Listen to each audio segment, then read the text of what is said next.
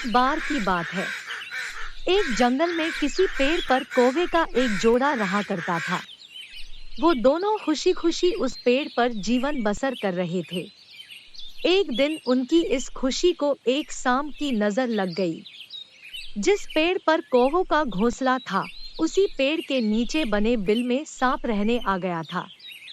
जब भी कौवों का जोड़ा दाना चुगने के लिए जाता, सांप उनके अंडों को खा जाता था, और जब वो वापस आते तो उन्हें घोंसला खाली मिलता था, लेकिन उन्हें पता नहीं चल पा रहा था कि अंडे कौन ले जाता है।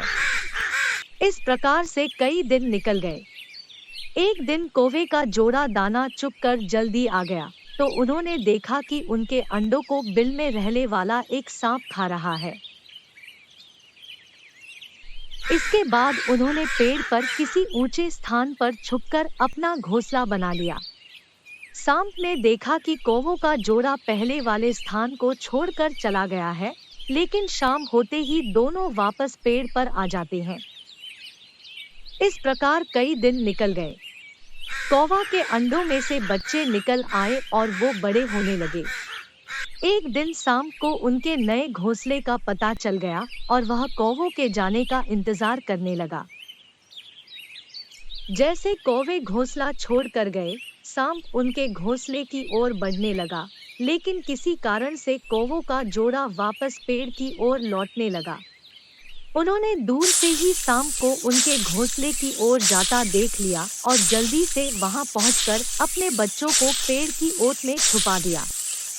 सांप ने देखा कि घोंसला खाली है, तो वह कौवों की चाल समझ गया और वापस बिल में जाकर सही मौके का इंतजार करने लगा।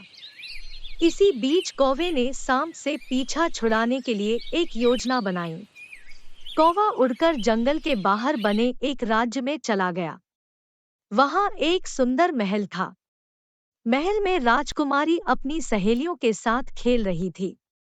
कौवा उसके गले में से मोतियों का हार लेकर उड़ गया। सभी ने शोर मचाया, तो पहरेदार हार लेने के लिए कौवे का पीछा करने लगे।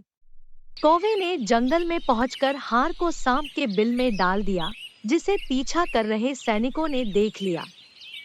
जैसे ही सैनिकों ने हार निकालने के लिए बिल में हाथ डाला, तो सांप पुकारता हुआ बाहर निकल आया।